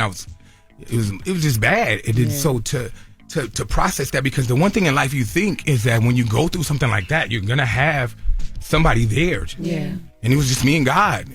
And I thank God for my daughter, because she literally every day she was there. She took off and almost flunked out of school trying to be there for me. So, to answer your question, to work through it, I had to understand, because your own issues, but you got to understand other people's issues. To be married and your husband, like a 4 or 5 months later, just in the hospital, how do you deal with that? That's one of the vows, what do you do? Sickness and health. Like, how do you even get trust? How do you rebuild trust to even want to be with her after that?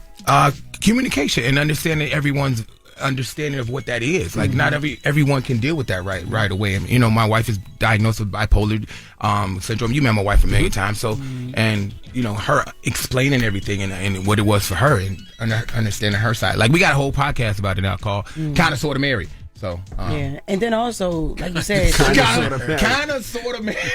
Because we talk about the whole thing and how we got through it. Does it give you a new sense of urgency?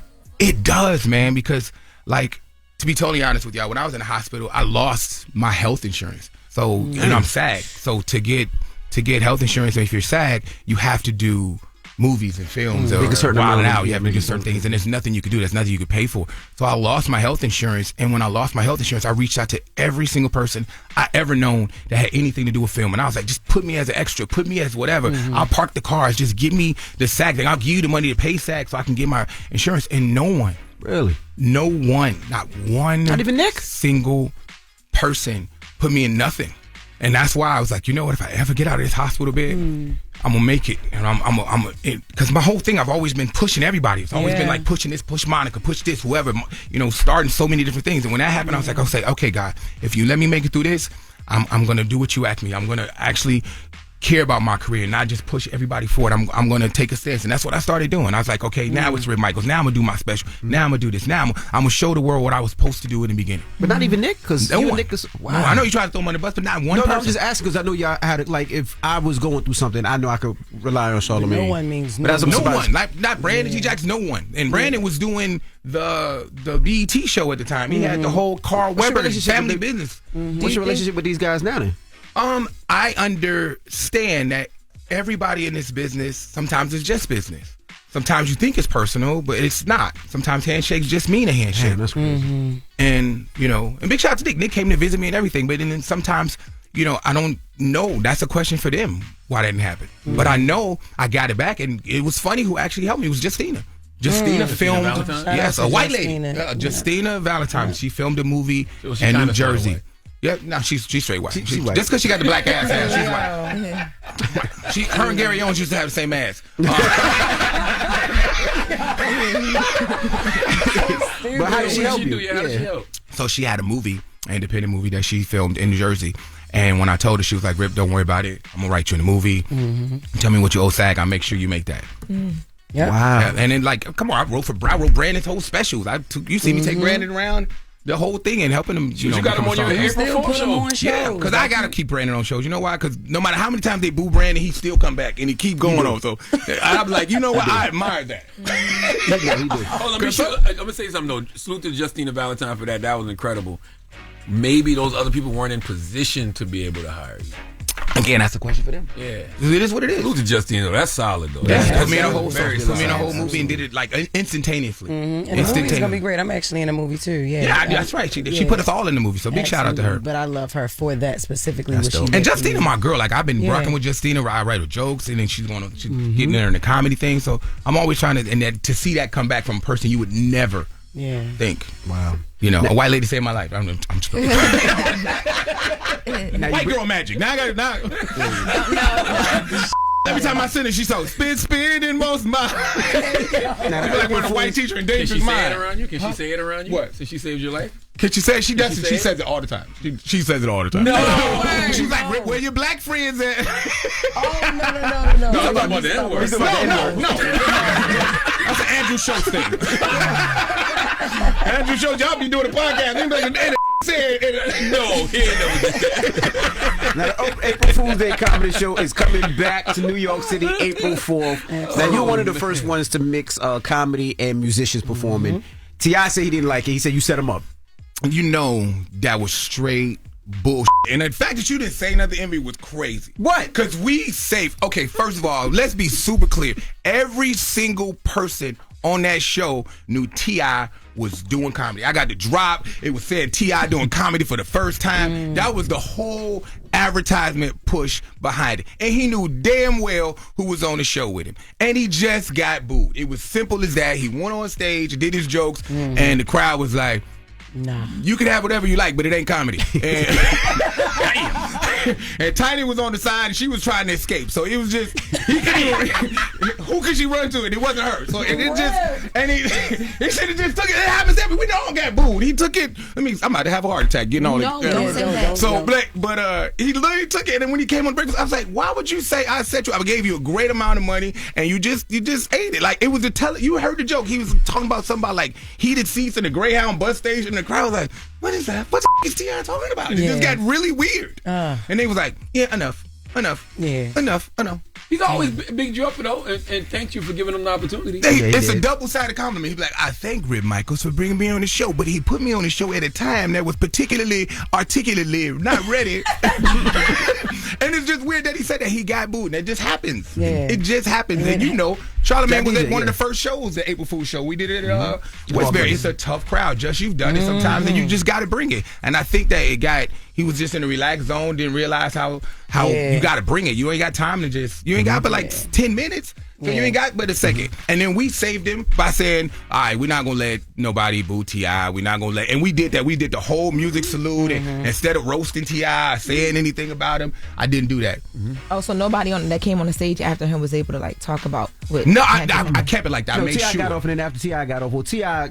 I was DJing. He came and said, "Every play my record." I played this record. The crowd went crazy. He said, basically he was joking. Y'all, I ain't giving y'all that. Everybody laughed. He got off, and then after, Rip did like a T.I. tribute, play some of his music and joke. Yep. Nobody issued on T.I. didn't come back out to perform while you played? Oh no. He didn't want no more of that. What you know about that was not comedy for him that night. But T.I., if you're watching, I got that same bag for you to come back and you could redeem yourself at the April Fools, because I thought he took it personal, because next thing I know, I saw the interview and we had a show in Chicago. Next time I saw him, he cut his hair off. He did a Britney Spears. He cut his hair off. He's back rapping. He got number one record. His comedy. You got a number one record right there. Fire. Yeah. Number one record, not comedy. It's Saturday, April 4th, the April Fool's Day comedy show. Brandon T. Jackson, Justina Valentine, Tommy Davidson, Little Duval, Michael Blackson, Marlon Wayans, Rip Micheals, of course, Bill Bellamy, Bruce, Manuel Hudson, me, I'll be DJing, Pretty V, and Jacob Williams. I also perform in Jadakiss, Fat Joe, and Kodak Black, and I DJ and host the whole time with Rip. So if the show's at, what time the show start? 8 o'clock. 8 o'clock. Rip has me there at 6 o'clock going over everything. And it's a vibe. It's I got a fun. feeling Kodak Black will be the funniest person on that stage. Oh, yeah. Just to be clear, so people think Kodak is doing comedy. He's doing music. I don't want another T.I. situation. Difference He's doing music. He's doing music at the show. Can we have a pair of tickets to give away right now? Of course, we can give away tickets. I got the new special. You see my Apollo special. It just hit over 2 million on that. So I got another city winery tour that sold out. Got 2 more specials coming out of that, because when it comes to crowd work, I kind of was like, just to tell you, that was my thing. I was actually the crowd work warm-up guy for a while now. That's how I got on. Improv guy. Yes. So 800-585-1051. You get a pair of tickets to Rip Micheals' April Fool's Day comedy show at the Barclays Center. Caller 105 right now. Those tickets are yours. So and where they go to get tickets? RipMicheals.com? Or? They can go to AprilFoolsComedy.com. AprilFoolsComedy.com. Or RipMicheals.com. You can get that.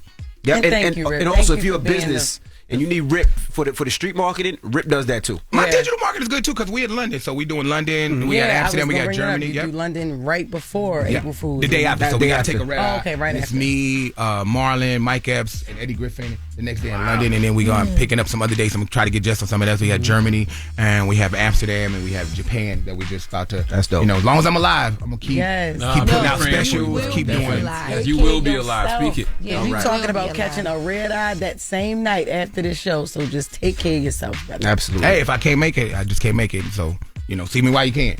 Jesus Christ. My baby will be here. No, my little Indian baby will be here with a turban and a do-rag underneath. Jesus Christ. All right. It's Rip Micheals. Get your tickets. Barclays, April 4th, the April Fool's Day Comedy Jam. It's the Breakfast Club. Good morning. Morning, everybody. It's DJ NV, Jess Hilarious, Charlamagne the Guy. We are the Breakfast Club. Good morning. Morning. Good morning. Top of the morning, man. Top of the top to you all. Yes. And listen, remember the 4th annual Black Effect Podcast Festival is happening Saturday, April 25th in Atlanta, Georgia. You can go get your tickets at blackeffect.com/podcast festival right now. That's right. Get your tickets. We have a lot of fun out there. A lot going on that weekend. So get your tickets in. Yes. I can't wait to see all of y'all. Hosted by Envy and Loren LoRosa, and Don't Call Me White Girl. Mona will be there, and the Drink Chance Podcast, Jeff Teague and the 520 Podcast, just to name a few. That's right. Go get your tickets. All right, let's get to the latest with Loren. Lauren becoming a straight fast. She gets them from somebody that knows somebody. She gets the details. I'm the homegirl that knows a little bit about everything and everybody. She be having the latest on you. The latest with Loren LoRosa. Sometimes she have facts, sometimes she have details, sometimes she have a little bit of everything. Well, it's the latest. Brought to you by Top Dog Law on The Breakfast Club. Talk to me. Top Dog Law.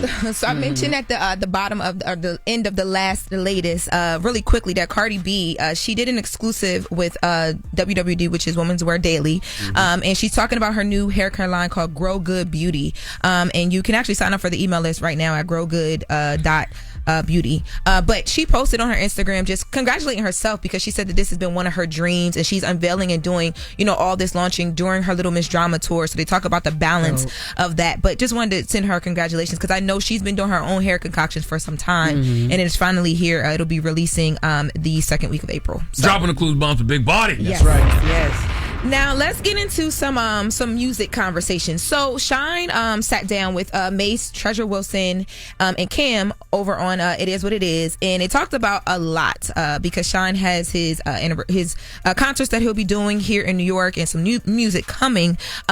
So they got into some things. So there's always been the conversation about Shine dating Brandy while Mace was also dating Brandy at the same time. Never heard it in my life. Really? No. It's been a thing. Shine has talked about it, but now Shine is talking about it with Mace. Let's take a listen to that conversation. What happened with Brandy and everything? Mace, you was dating Brandy at one time, or y'all was just, how'd it go? I was special, He came in and wanted to be special. So he was the champion. He was the MVP. Right. I was Kobe, no pun intended, because they said Kobe was a special friend of Brandy's as well. But I had no idea. So what happened is we had a mutual friend who was a snitch. I think he know who it is. So I was so excited because this is my dream person. Talk about Brandy. Brandy, right? Poor kid, Brooklyn, watching MTV, watching Moesha. As a dream, I'm like, man, but she was the no Shine. Got that. Yeah, I had no idea though because he was special. Right. So he was running that playbook so discreetly, so quietly. I had no idea. Yeah, so they get into that a bit, and that's something that Shine has also talked about in the documentary, and he talked about it for a second. I will say, while ladies, he was here on the Breakfast Club. Ladies, that's why you have to be careful who you be out here with, because if you are a woman with any type of notoriety and you was with a guy, it will be a topic of discussion at some point in this era. Okay. Well, the friend that they have in common, or the person that they're talking about in common, is Diddy, and they get into the conversation. The one they call a snitch? Yeah. Oh. They get into a conversation about Diddy, of course, and I thought there was a lot of conversation around just Bad Boy and Diddy, but there was one moment where Mace and Shine and Kim are talking about accountability and giving Diddy grace and or not. Let's take a listen to that. I think Puff could have been better if people held him accountable. I'm more upset with the people than I am with Puff. Nobody held him accountable. Everybody let him run amok for what they needed from him. So, like, right now, it's a good thing to kick him while he's down. I'm not going to kick him when he's down. I'm just saying my experience. Everybody that be talking, I think they're all, how could I say it, not accomplices, but they're responsible, too, because they let it happen. But when we got into this to make music, we didn't think was going to die. We didn't think people were being raped.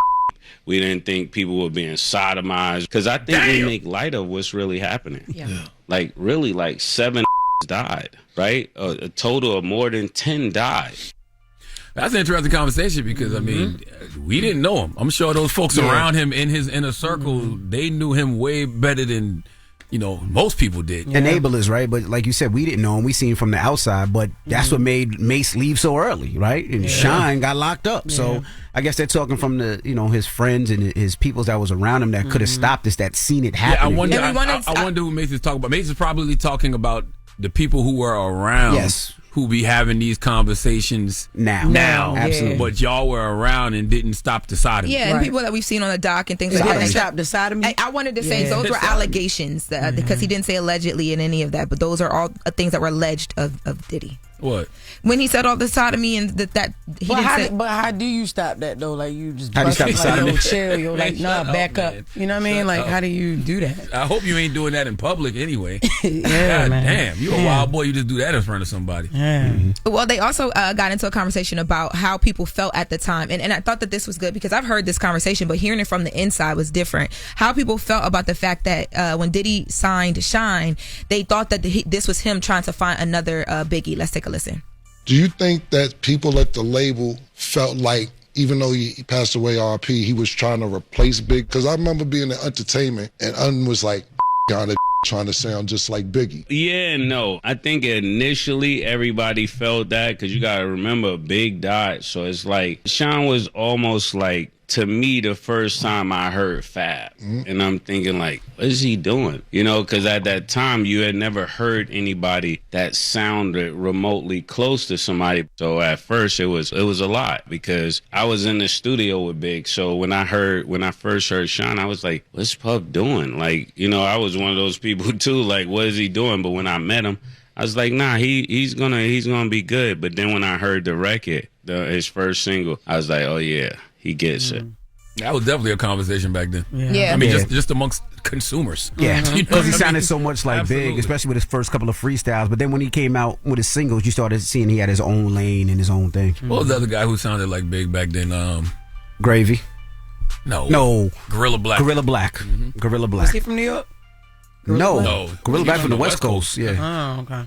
Yeah, but that was a good conversation. It's in full over on It Is What It Is. And speaking of sounded like, so we talked about Jack Harlow in here yesterday and his R&B or like neo soul album, whatever you want to classify it as. Yeah. And they were pissed at Charlotte for saying it made him sound whiter. I saw Complex pick that up, but so it wasn't that the album made him sound whiter. His comments, the on statement the about black article about how whatever that made him sound whiter. Well, in nonetheless, it's your opinion. You can have it. I just wanted to mention some of the names that the internet has given him in the last 48 hours maybe. What's that? Link Condition. Damn. Neo-colonial soul. Music Stole Child. Knife Wonder Bread. Charlie Kirk Franklin. Most Definitely Not.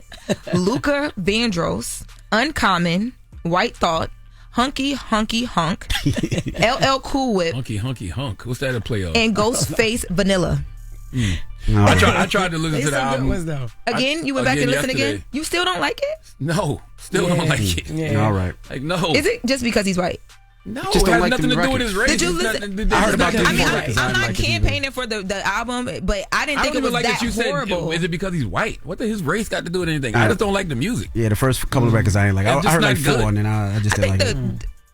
It's just not good. That winter song really pisses me off. Jesus. Winter or summer? Which girl he choosing? He said he went with winter on New York Times. I just don't like it. All right, well, we're wrapping up. Want to let you guys know, though, you always listen. Any accident, big or small, Top Dog Law. Thanks for sponsoring the segment. All right, it's The Breakfast Club. Good morning.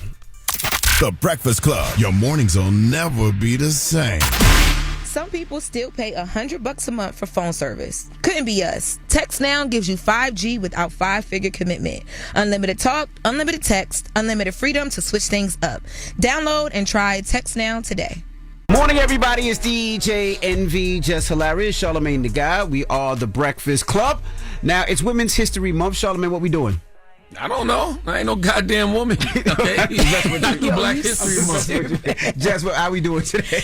Yo, so the theme today for me is From Trauma to Trust, and for that I'm honoring Justice, played by Janet Jackson in the film Poetic Justice. In my humble opinion, she is worthy of honoring for her resilience and overcoming grief. Remember, she lost her boyfriend and he was murdered or whatever, and she used poetry for her emotional healing. I feel like she serves as an authentic, relatable role model who keeps herself together while dealing with her trauma. And through all that, her vulnerability and growth helps her to open up herself to love again with Lucky, played by Tupac, of course. And despite her fear and her past, you know, she showcased a journey of healing. So, poetic. Salute to you, shorty. Because it's real, you know, like women go through that. Word. You know what I mean? And I know a lot of women that done lost their men. Yep. And, you know, they think it's impossible to love again. But, you know, just if you just say a couple poems, you know what I'm saying, really have an outlet, you know. Her outlet was poetry, you know. And then her car broke down. She had to get to this convention. And, you know, she ended up with the love of her life, Lucky. And she ended up, you know, doing his daughter hair. Word. Because she was a hairstylist. I forgot to say that. But right. So, right. yeah. Salute. All right. Word. Cool. Salute to all the real women out there.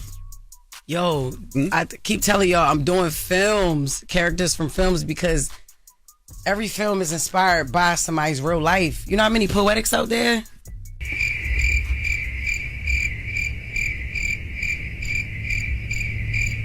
We yes, salute indeed. Shaggy and Robin Thicke for joining us this morning. Man, salute to Shaggy and Robin Thicke. They have a new record out called Loving You, right?